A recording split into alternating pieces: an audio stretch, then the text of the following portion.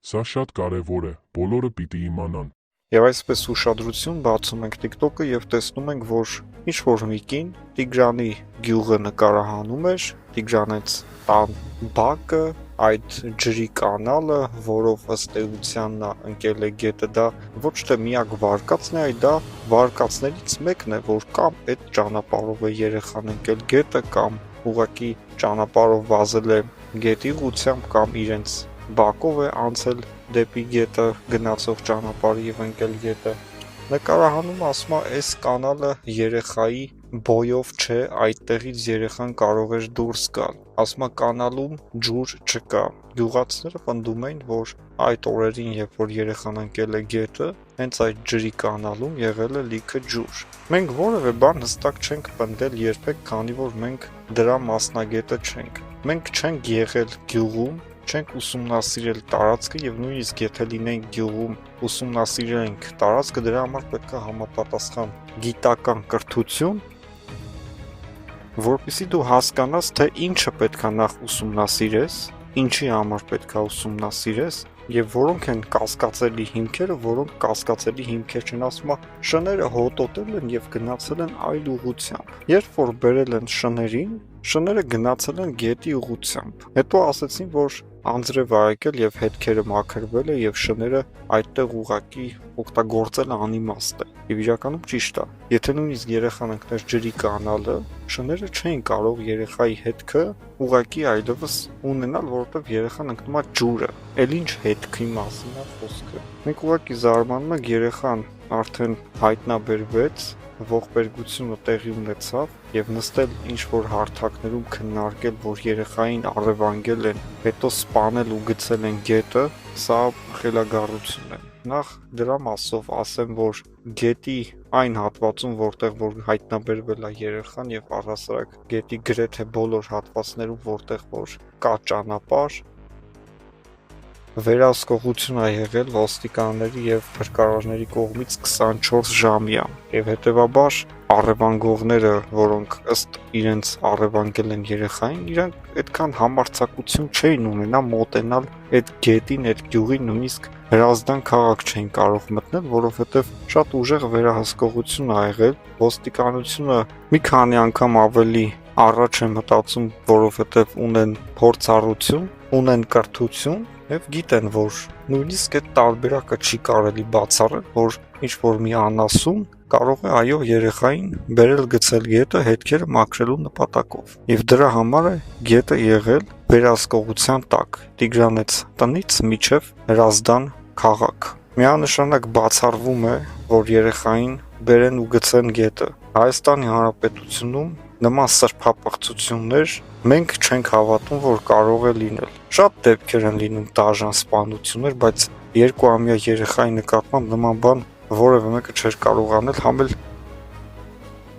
մի հատ նշան գոյություն չունի, 1%-անոց նշան, որ այդ երեխուն եկան գողացան, այդ ոնց տարան։ Այդ ովքեր էին եկել այդտեղ հատուկ դիրքավորվել, որ հենց երեխան հայտնվի ծնողների ուշադրությունից դուրս, իրենք գան երեխային վերցնեն ու գնան։ Ոչ մեքենա են նկատել, ոչ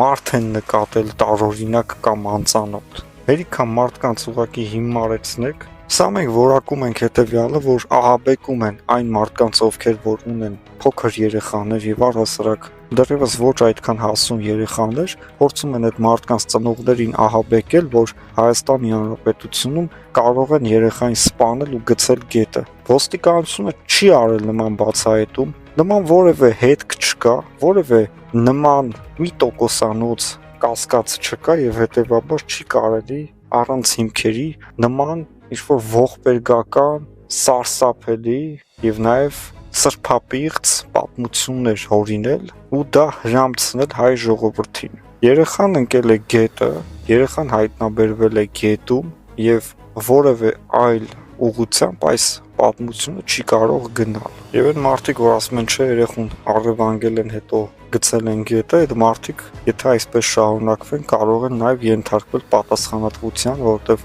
բան գիտեն ու չեն ուզում ասեն, կամ էլ ոչ մի բան էլ չգիտեն, ահաբեկում են հայ ժողովրդին։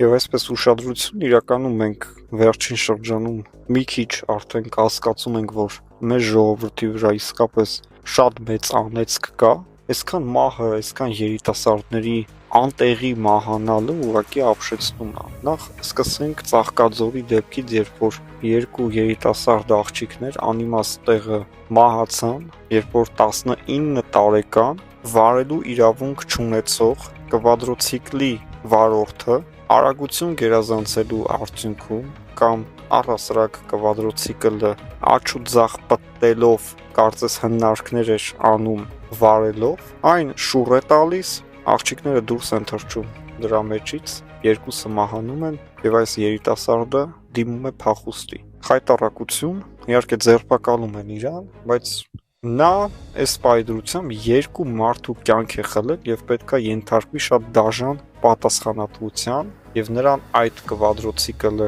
վստահողներ եւս պետքա ենթարկվեն պատասխանատվության եւ առհասարակ Հայաստանի Հանրապետությունում ամեն ինչ անվերահսկելի է դարձել։ Եթե երթևեկությունը ունի այսօր կանոններ, երթևեկության կանոնների խախտման պատճառով հենց այսօր մեկ անց մահացել է տեղում, 12 վիրավոր տեղափոխվել է հիվանդանոց։ Եթե կանոններով ինչ-որ մի բանը այս վիճակի է հասել, բա անկանոն ինչ-որ մի բանը ինչքան մարդու կյանք կարող է խլել։ Դա իհարկե գալիս է մեր ժողովրդից, որ շատ շատերի ուղեղի տեղը ուղղակի թեփական գոյություն չունի, ոչ մի բան դատարկությունն է, չեն հասկանում, որ մարդկանց կյանքի հետ են խաղում, մարդկանց ընտանիք են քանդում, մարդկանց երեխաներին են սպանում, ինչ տարբերություն վիճաբանության արդյունքում սպանել, թե տանել եւ գլուխները ուտել երթևեկության մեջ։ Սա եւս շատ ցավալի դեպք էր, ամբողջ հայազգը ցավակցում է ընտանիքների անդամներին, երկու աղջիկների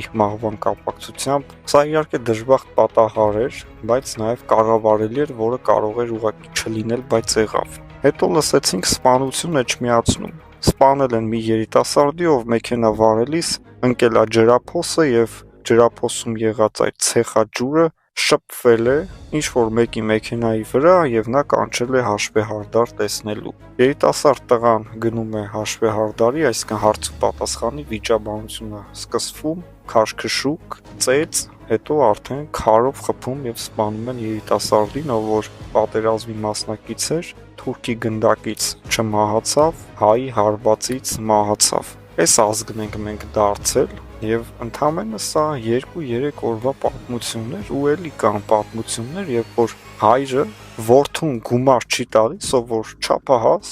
աշխատունակ երիտասարդ է եւ այդ պատճառով որդին դանակի տասնյակ հարվածներով սպանում է հորը, գումարը շպրտում հոր դիակի վրա եւ գնում որ գցվի մոստից եւ պարեկները նրան թույլ չեն տալիս եւ նա պարեկներին հայտնում է որ ինքը սպանել է իր հորը եւ ուղեկցում է իրանց տուն